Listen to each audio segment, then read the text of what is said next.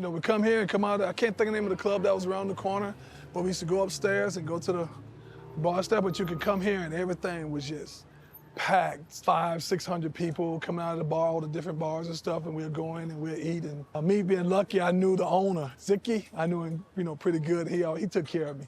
He was cooking like 7 or 8, 9, 10 different things right there in front of you, and then he'd give it to you. And I knew damn near everybody, because, you know I am. I talk to anybody. I didn't care. Hey, man. Welcome. Thank you. Well, I like my favorite, shrimp and lamb.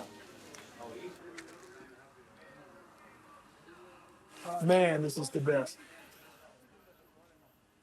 And that shrimp and lamb sub, oh my God, that was the best sub.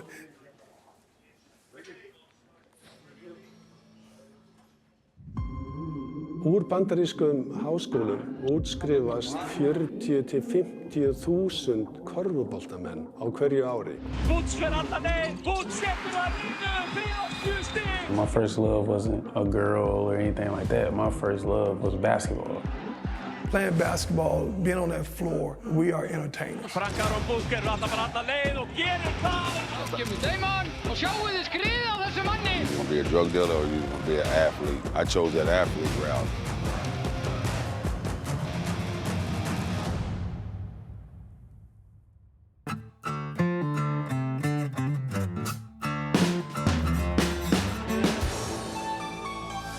Heilbrigðisráðherra segist hafa fengið sig full satan á deilunni við sérfræðinga í tannréttingum, ráðning nýs þjóðminjavarðar sætir gagnrýni og við bregðum okkur á hrossasýningu í Reiðhöllinni þar sem gefur að líta landsfræga stóðhesta og kynbóta hryssur.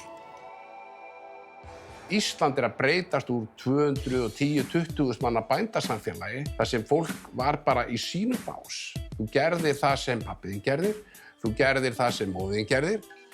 Það allt í einu að koma veitingastæðir. Bjórinn lifður á þess að það sé eitthvað afrek, en þá opnaði það landið.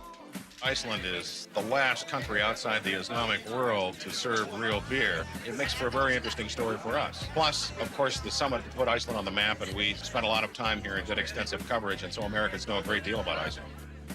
Aðgangur að heiminum, flugsamgöngur aukast, fólk fer jafnvel að tala erlend tungumál. Þannig að Ísland að koma úr vera svarthvítt, lokað samfélag yfir það bara springa út og verða út í fullu lið.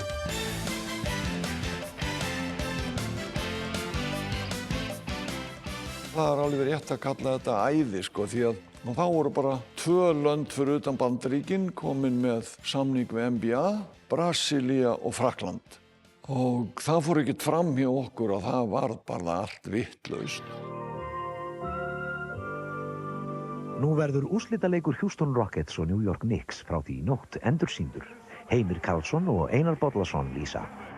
Þá erum við komin inn í Summit-höllina í Houston. Tengslin við NBA eru svo sterk að við fórum í marga stjörnuleiki og við erum strax varir við það í fyrsta stjörnuleiknum sem við fórum. Og þá erum við settir bara í fremstu röð.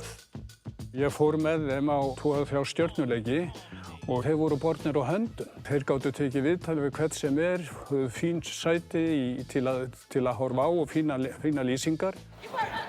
The game is played differently than it was then. I think the superstars always manage to do well because they have the talent and they can adapt. James Worthy var svo vinsamlegur að gefa okkur stöðarmönnum örstutt viðtal. We've had 4 games in 5 days, and so that's taken its toll on us. We've had a few minor injuries, and I think fatigue sort of set in, and we weren't able to get over that barrier tonight either. Og meðal annars var okkur boðið í hádegismat með forseta NBA og leikmönnunum. Þannig að þarna komust við eiginlega bara inn í innsta hring hjá NBA líka. Og ef okkur langaði til að sjá leik, þeir sem voru ná körfuboltanum á Íslandi, þá var því bara kippt í lið, það var bara símhringing út og mál honum bjargað. Nú rétt fyrir leikinn gegn San Antonio erum við komin í búningsklefa Chicago Bulls og hér við liðina á mér Michael Jordan, allra frægasti leikmaður þeirra. Michael Jordan, your comments on game against LA Lakers? Well, I think it was a good game. We really came out and played well. Okay, thank you so much. Thank you. Since working for months in this cold city, Michael, I would like you to accept this from Hilda Limited in Iceland. It's a hand-knitted woolen sweater. Okay. And here you are. Thank you very much. And if you're coming to Iceland, you bring it with you. I'll make sure I will. Thank you very much. Þetta sem krakkarnir í dag kalla geitin, sko. Þetta svo besti.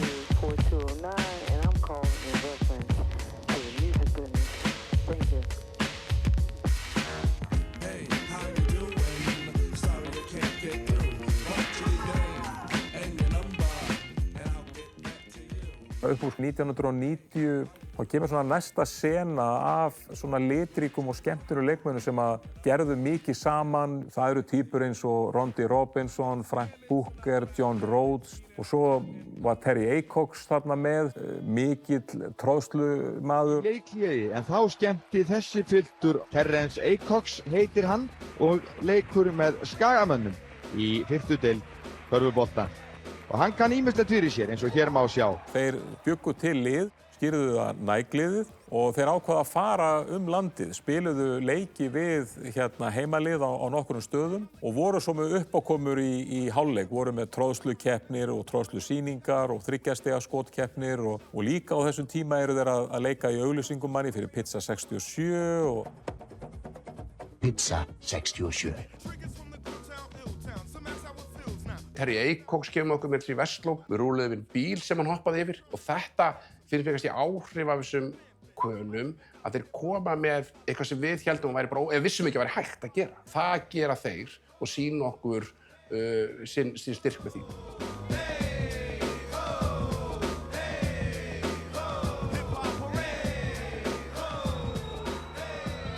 Og Rondi Robinson tekur hér vítakast.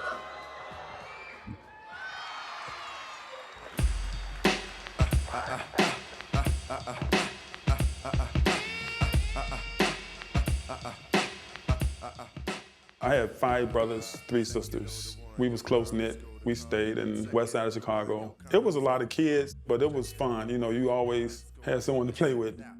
We can have our own basketball game, really, because it was 6 of us. We played 3-on-3. I started loving basketball at around 8th grade. Then I got a scholarship in Compton, California. Then got a full ride scholarship at Wright State University. I had a good season. My senior year, I was among the top rebounders in college, but then I tore my ACL, so I had to sit out a year. Then the rehab, I was ready to go. Then I had an agent, he said, how about Iceland? And he was like, you're gonna be a player coach. So I'm like, okay, let's go with the challenge. So that's how I got to Iceland.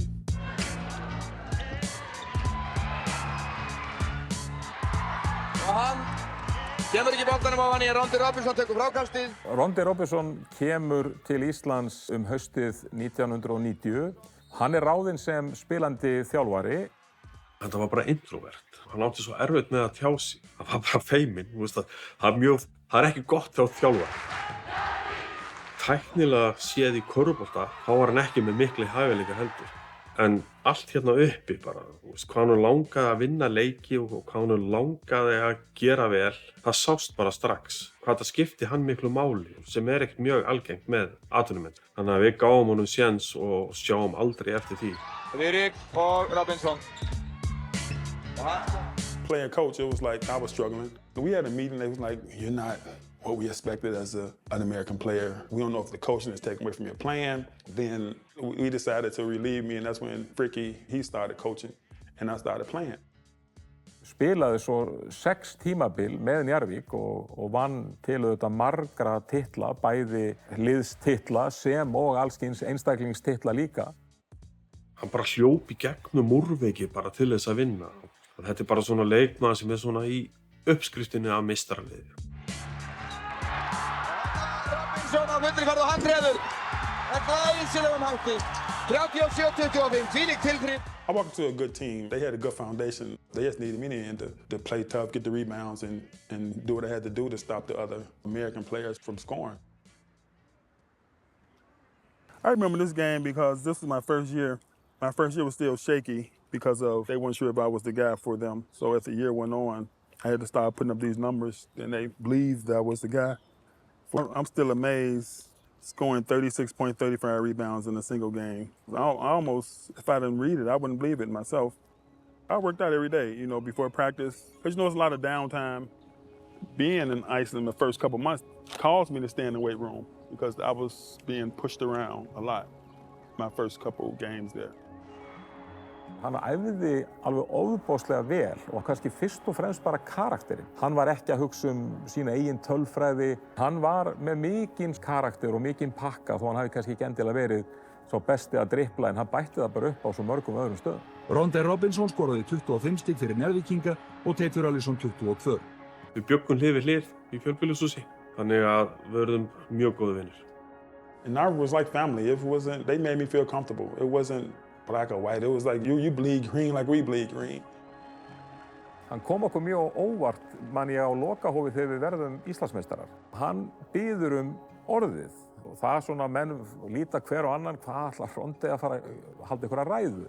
Nema þá hafði hann bara á laun verið búinn að búa til texta, búa til lag og hann tók þarna bara einsöng, rappaði og svo bara eftir smá tíma þá voru menn bara farnir að standa upp og dilla sér og það var í rauninni það sem að hitti okkur svolítið í hjartastað sko en þetta svolítið lýst honum og þetta var kannski það sem við sáum í honum að hann lét sig þessi mál varða og honum þótti vænt félagið og samherja sína.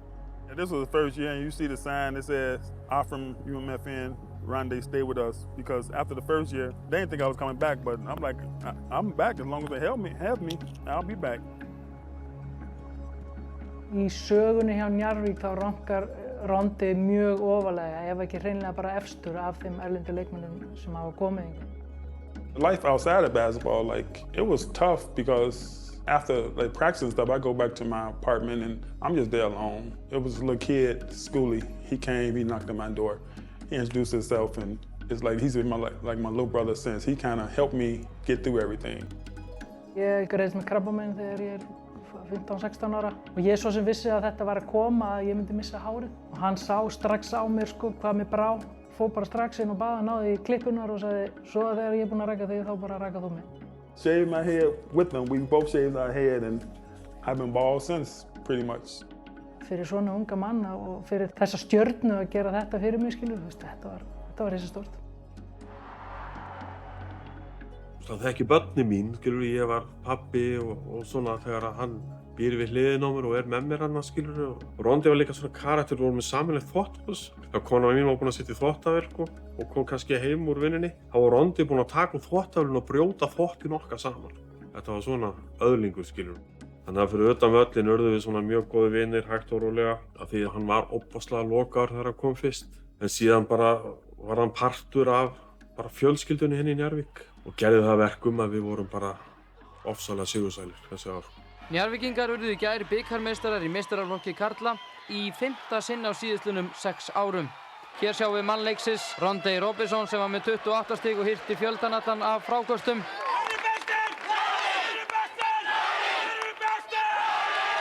Af nóg að taka og við byrjum á skemmtilegum töktum hjá einum besta leikmanninum erlendum í körfuboltanum hérlendis, John Rhodes í Haugum.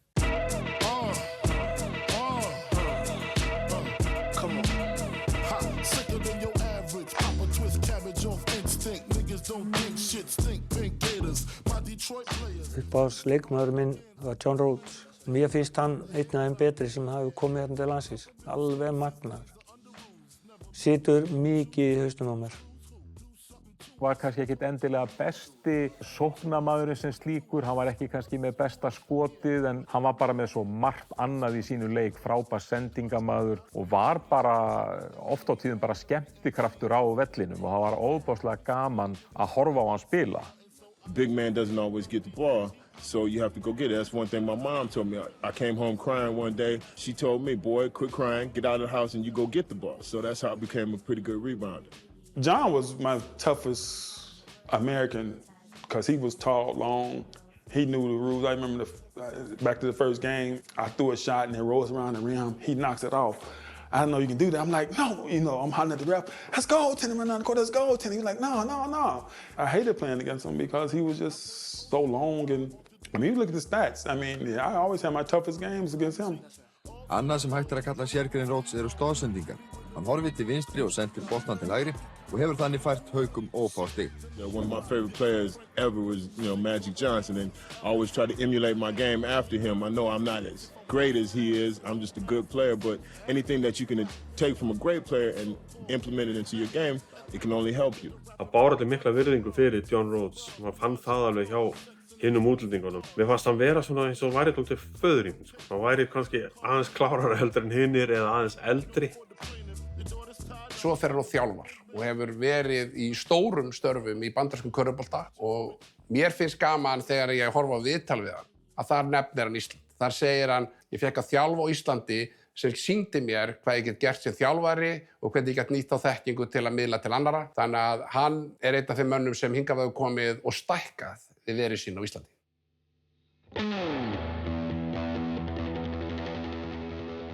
My agent called me up on the phone in the middle of it, told me, said, hey, I might have something for you. There's a job in Iceland. They're looking for a player that plays the position. It sounds like this would be a great job. 8 years ago, it was discovered that I had stage 4 cancer. Being the type of person that I am, as opposed to looking at it as a death sentence or an end, is that how can we beat this thing? It's kind of tough in a sense, but I think basketball helped me and with my way of life prepare for that type of adversity.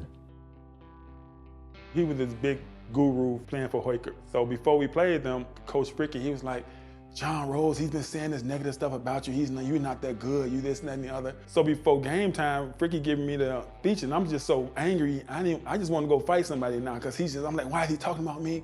He don't even know me. I'm coming new to the league. I see another American, I'm like running up the half court, touch the line. I looked at him, he looked at me the first time. I just shake his hand and he just looks me off. I said, oh, all right, I see how this is gonna be.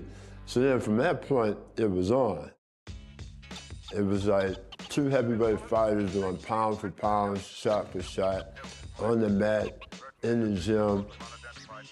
From that day on, we were with each other almost every day from that time on, as friends. As tough as they made him sound, Ronda has a heart of gold and is really one of the nicest human beings I've ever met. See if you still got it. Right, no, I got. Oh, coming back. You've been in the gym, dog. I'm in the gym putting it on. Year before you got there, you know, I had 36 points, 35 rebounds against Hoyker. Now they bring in John Rose, the stopper. I tell you what, you were the person that inspired me most. Anytime we weren't playing, I looked up your numbers. Yep, that's what it was. That's pretty much what it was about. That's you all gotta it have was better about. numbers. You gotta have to win and better numbers. Yeah, and if you win and have weak numbers, they still look like Yeah, that was personal. Yep. Yep. Who is your favorite Icelandic player? Teammate Tater. He the one kind of made my job easy. You ain't got to worry about scoring because he gonna pick it up. If I had a bad guy, I know Tater picked up the slack. He had 30 or 40. The thing I remember about him is like when he got into that zone, them eyes got big, and it seemed like the hoop got that much bigger, man. I'm like, hey, man, we gotta do something.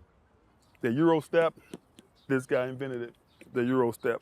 And I'm gonna keep saying he need to get some royalties from the NBA because they using the Euro step. Maybe they should have named it the Tater step or something instead of the Euro because he was the first one doing that Euro move. He was an awesome player. I've never seen anybody shoot it like him. He was real like feisty. You know, he didn't take nothing on the court. Off the court, he was cool. You know, he's just like cool. He would go out. He would cross his legs and just smoke a cigarette. He's just cool. He just couldn't rattle him. But on the court, I mean. I didn't see nobody that was that complete player.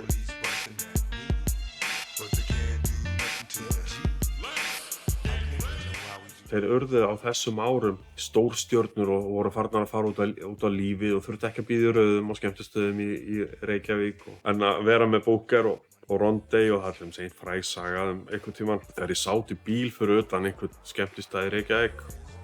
This one guy come to Frank on the driver's side talking to Frank, what are you guys doing? You're black, and started using all these slurs, so he stuck his hand in the window, just kept talking. Svona einhver miðaldra óþolandi drukkin Íslendingur og fór að gera lítið úr þeirra litarhætti. Og ég man að Booker var að keyra bílinn og Rondé situr við hliðina á honum í farþegasætinu. En þessi maður hætti ekkert og Frank var búinn að skrúfa niður rúðuna Svo endaði með því að Rondé fékk nóg og gefur hann svona einn á lúðurinn fram hjá Booker og rotar gæjan og hann liggur bara á gangstéttinni en hann tók hann nefið á Frank Booker í leiðinni Booker nefbrotnaði og fossaði blóði niður á skyrtuna á honum sko. Og þurfti samt að gefa í og keyra í burtu. Sko.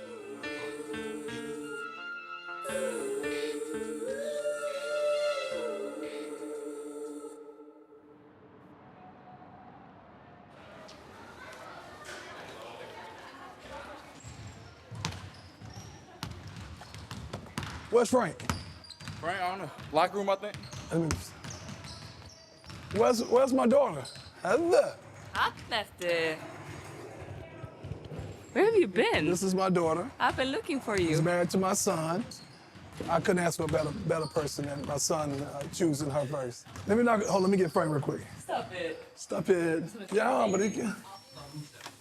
Heather, we gotta do the interview. What you doing? I'm naked. Put your shit on. Let's go. The most important shot in basketball is free throws. So, of course, we go and shoot. We go to the rec center. And this is my time. I make him always shoot 100 free. I try to tell him to shoot 100 free throws a day, or at least 50. So he can get his, and it's all about the focus. My name is Frank Booker. I grew up in Augusta, Georgia. Went to Bowling Green State University, 83, 8 to 87. Got drafted by New Jersey Nets out of college in 87. After I went to the trial for the New Jersey Nets, the coach, he called me in and said there was other teams that were interested. Then I came to, I got a call around Christmas time, and it was ER. And the guy said, how would you like to come to play at ER? And I said, okay, that was my first contract. Frank kemur hingað eftir að hafa verið bara frábæran háskólaferil, bara á þröskuldum að detta inn í NBA, en tekst ekki og kemur í Breiðholti til IR. Leikmaður númer 9 Frank Booker sem gekk til liðs við úrvalsdeildarlið IR-inga í körfuboltanum áramótin. Hann setti stigamet hjá úrvalsdeildarliði þegar hann skoraði 64 stig í bikarkeppninni gegn Þór og hann skoraði tvisvar 15 þriggjastiga körfur í einum og sama leiknum. Yeah, 15-3, that was a lot. I probably hit 12 in the first half. I mean, they were going crazy in the crowd because they couldn't believe I was making the shots from that distance. Við spilum við hann þegar hann í IR í Seljaskóla, hann með 9 þrista í fyrri hálfleik. Hann bara að skjóta boltanum af einhverju færi sem við þekktum ekki, sko. They love seeing three-point shots. I mean, the people in Iceland really love that. So every time I shot a three, everybody went crazy. Hann sá kani sem ég tengst hvað mest og hann með mestu félagshæfni sem ég hef kynnst og mun nokkur tíma kynnast. Þannig hann þar bara í hæstu hæðum. Það var alveg saman hvað maður reiður út í hann, hvað hann var óstundvís. Ef hann bara brosir, þá bara lamar hann. Og hann lamaði ekki bara mig heldur alla í kringu. Einstaklega skemmtilegur vandaður maður og fyrir utan getu hans í körfubolta. Hey, Diane, don't be shy. I saw you move real fast. So handball, soccer, what sport you play? I met Haley. Yeah, I met her yesterday. She is good? Yes. Oh, okay. This was one of the first places I started because I told Viola I need a place to train. I need to lift weights to get stronger, get better. Young Paul, I was friends with him because of the fact that he used to let me train at he had a guy that trained me there, and then he would say to me, all right, go upstairs. I'm like, why am I going upstairs? Young Paul used to make me go take aerobics. 6, 7, take it front. Take it back. You're skipping now. And it wasn't like asking me to go upstairs. He would just tell me, all right, you gotta go upstairs now and get your cardio. And I'd go upstairs and do my cardio, and then of course all these other ladies would start taking aerobics. I think he was kind of using me a little bit too, but he was straightforward with me saying I gotta be in the best shape of my life in order to play basketball. And he made sure of that. He was a great character. I mean, we didn't have to lie. We had a lot of fun. Nú ertu búin að velta þessum bíl fyrir góðan spöl. Þetta góð æfing fyrir það sem ætlar að vera að keppa í? Já, þetta mjög góð æfing sem að sameina bæði úthald og styrk. We flew to Snæfellsnes, and that was the worst flight of my life. We lost that game by 2 points. Once we lost that game, then they fell down to second division. What they're going to have to do now is play down in the second division and work hard, so make sure they can come back up. And that's when Viola picked me up. Við byrjum tímabilið með sterkt lið, við töpum mörgum leikjum í byrjun og endum í 4. sæti Njarðvík í efsta sæti. En við höfðum hins vegar Frank Booker, þannig að við vissum við gátum alltaf skora. coming to Valor, there was a big difference. Our camaraderie, our love for each other. And Thomas was such a great captain.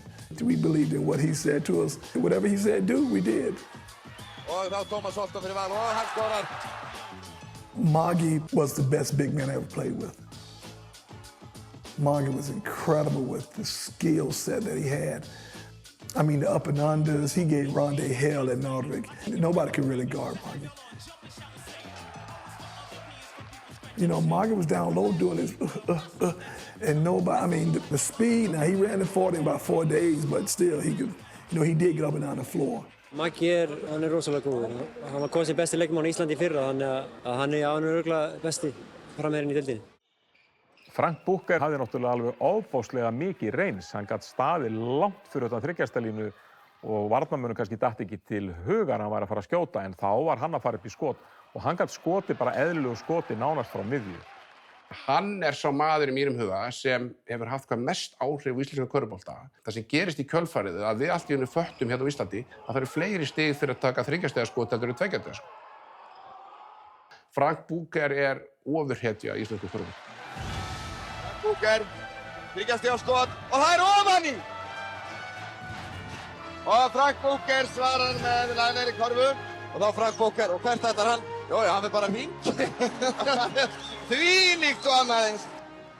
Við vissum að ef leikur var jafn, að í lokin þá myndum við vinna þann leik. Vegna þess að Booker myndi skora ef við þyrftum stig. Úrslitaleikur í Njarðvík í undanúrslitum 92. Og hvað gerir Booker? Og Símon og Magnús Matthíasson. En boltinn af hringnum.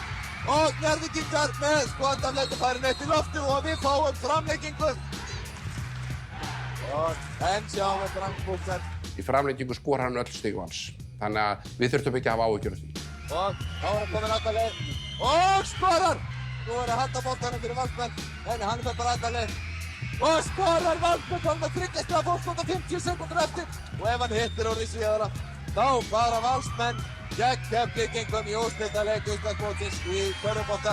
Og já, það eru Valsmenn sem spila við Keflvíkinga. Lokatölur 82-78 og það var við hæfi að það væri Frank Booker sem skoraði hér síðustu stigin því að hann gerði 38 stig fyrir Valsmenn hér í þessum leik. Hér hjá mér Tómas Holton, þjálfari Valsmanna. Bróðir menn segja að Njarðvík hafi síðast tapað tveimur heimaleikjum í röð árið 1979. Þeir voru sárafáðir sem áttu von á þessu. Sigra tvísvarsinnum í Njarðvík. Hvað gerist? Það bara má aldrei vanmeta Frank Booker. Það sé aðsvarið þessu. Einvígi 1992 fyrir okkur Valsmenn og mig persónulega mjög minnisstætt. Það ekki á hverjum degi sem körfuboltalið Keflavíkur hreinlega kjöldregið á heimavelli sínum. Það gerðist þó í gærkvöldi Valsmenn stigu stórt skref í áttina að Íslandsbikarnum í körfubolta. Valsmenn fóru á kostum í Keflavík og héldu heimamönnum í járngreipum nánast frá fyrstu mínútu. Förum 2-1 yfir á móti Keflavík sem var gríðarlega sterkt lið. Keflvíkingar náðu að knýja fram hreinan úrslitaleik gegn Valsmönnum og Íslandsmótinu í körfuknattleik í gærkvöldi. Af 56 stigum Valsmanna skoraði þessi kappi Frank Booker 28 en aðrir voru hálffræðinir á fjölunum. Það hefur bara setið í mér sem sálfræðimenntaður einstaklingur hvað við undirbyggum okkur ekki nægilega vel fyrir þann leik. Við vorum 40-19 undir í hálfleik og vorum bara hræddir og litlir. Það leikur sem hefði verið gaman að klára í Valsmönnum. Við förum svo til Keflavík. Við erum klárir hér í Keflavík. Nú í þann mund að hefjast stærsti leikur vetrarins í körfubolta. Úrslitaleikur Keflvíkinga og Valsmanna. Þetta 5. leikur. Það verður leikið til þrautar og sigurvegarinn í þessum leik verður Íslandsmeistari. Nökkvi undir körfunni og skorar fyrstu körfuna Frank Booker. Og hann nær að laga frákastinu ofan í. Fyrri hálfleikur lokið og Valsmenn hafa tveggja stiga forskot 29-27. Þetta var hvorki meira en í minni en 6 stiga sókn hjá Keflvíkingum og skyndilega þeir búin að snúa stöðunni sér í vil. Og glæsileg mörk hjá Keflvíkingum. Og Kristinn Friðriksson og Svali Björnsson og þær vittum. It was really close. We should have won because we really beat them pretty bad a couple of games where we really dominated and showed how good we were. I think we were overconfident in the finals. Og glæsileg mörk þarna hjá Guðjóni Skúlasyni. Náði að slá boltann í höndum Svala. Það eru Valsmenn sem taka við silfurverðlaunum hér. I know that it really hurt Swally because he really, really wanted that. Still to this day, I can tell when we talk about it. Þetta hefur setið ansi fast í mér. Ég var búinn að slíta hana krossbönd í tvígang. Ég er þarna að koma aftur eftir krossböndaslit og það var mikil átök. Og ég vissi þá að ég myndi ekki verða rífullorðinn maður og spilandi körfubolta. Þannig að mér fannst þetta tækifæri sem ég og við hefðum getað gripið betur. En ég er svona mestu búinn að ná mér yfir þessu. Svona mestu, ekki alveg samt, þannig að mestu.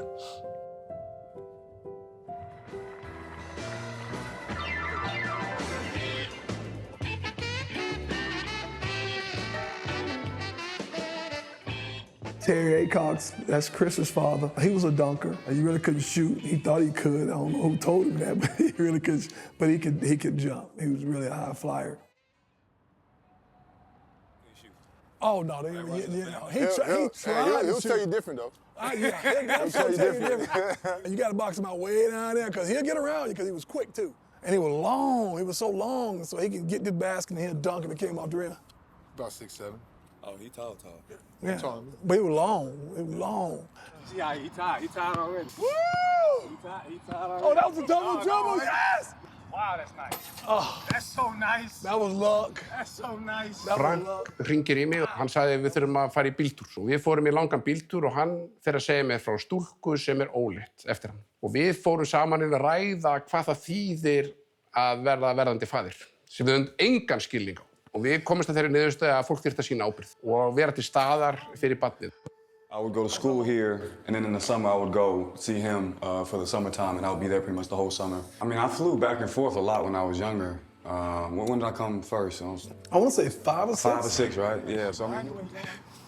I already know where you're going. Give me that. Woo! Side. Whoa now. That's all. We don't. For Totamine to allow me to be the father of my son, she let me have him, and to allow me to raise my son, little Frank, that had to be very difficult for her also, I'm sure. But she allowed me to do it, and I really appreciate that. More than anything, I just want to say thank you to her, because I'm sure it was tough for her, to let her son go to another country. And me to be the father was, I can't thank her enough, because look at him now, he's a man, he's a good kid, a good young man, so. Excuse me, I'm sorry. I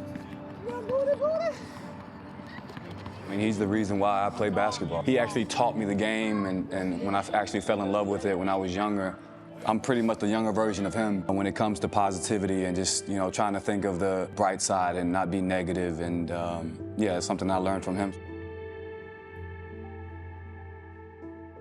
I would say shooting-wise, probably similar. He took a lot more shots. I think... I was more accurate. Frank Aron Booker ætlar bara alla leið og gerir það! Frank exceeded all my expectation in basketball when it came to, he won everything. Spangler, diagonal feed. Booker, bucket. His sophomore year, Frank had a piece of cartilage stuck between his L1 and his sciatic nerve. His sophomore year, his left leg was numb the entire season. And he still made like 99 threes during the season. They went to the Sweet 16 during that time. He made some really big shots. I think it was Dayton before they made it to the Sweet 16 game. This is Booker. Bucket. Leikur 5. Enn einn höllin og þetta að bresta á. Þegar augnablikið verður stærra, að þá kemur inn í þekking hans í ljós og í úrslitakeppni í vor gegn Grindavík, þá spila hann stórkostlega. Kristinn kemur nú á Frank Aron. Frank Aron gerir bara árás og engin villa hér áfram með leiki. Frank Aron liggur hins vegar eftir að lent í auglýsingaskiltunum sem voru sett bara upp hér fyrir þennan leik. Frank Aron.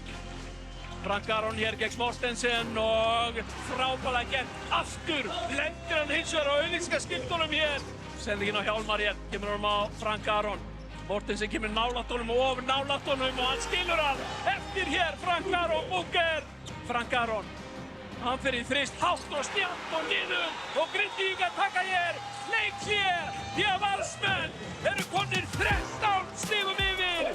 Frank yngri blómstraði og sýndi hvað hann er magnaður leikmaður sem hann hefur ekki alveg náð að sýna vegna meiðsla og annað slíkt. En hann sýndi það þarna að hann er klárlega sonur pabba síns, góður skotmaður, hörku frákastari og bara góður maður. Valsmenn eru Íslandsmeistarar!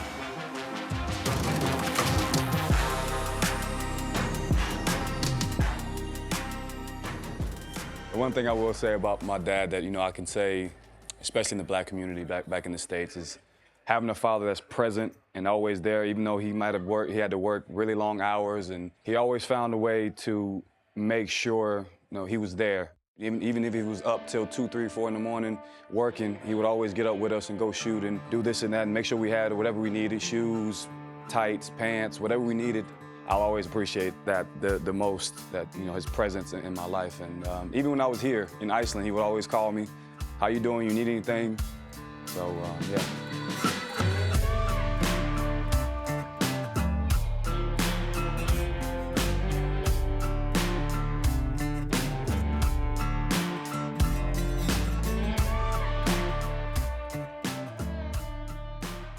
I was on the cover of K Sports. They was on the ad for their sports store, and they had me do a picture with 2 Icelandic models. Those were the days. This was in '95. They got me in taking shirtless pictures. 6th year, my last year there, we had a good team, but during the Icelandic playoffs, we lost to, I think, Keflavik. I felt that Narvik needed a new voice or something because we had just lost and I wasn't really trying to hear it. So Coach Fricky was at Grindavik. He was like, "Yeah, come on over." So I get all my friends stuff. "No, you cannot go play for Grindavik. You cannot use Narvik. You bleed Narvik green. You cannot go to Grindavik. You're going to be a traitor if you go over there." This and that. So I called Coach Fricky like I wasn't coming. Then I just called it quits after that. At the time, I was 28 and I felt I had 2, 3 good years left. Because once you're done, you're done. Once you over 30 and stuff, you can't get those years back. So I felt that I should have just followed my heart and went to play for Coach Ricky. I regret it to this day because I'm like, I had at least 2 good years left, of doing something I love to do. I love my time in Iceland. I still miss the players I played with, the players I played against. I just miss it. I wouldn't trade it, man. Wouldn't trade it with nothing. I'm glad brothers together, my brother. Yep. No. Big fella.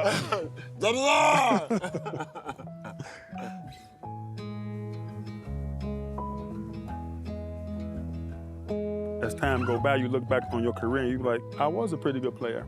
I guess I wasn't. I guess I was. I guess I did what I was supposed to do when I was in Iceland. And that's special. Yep.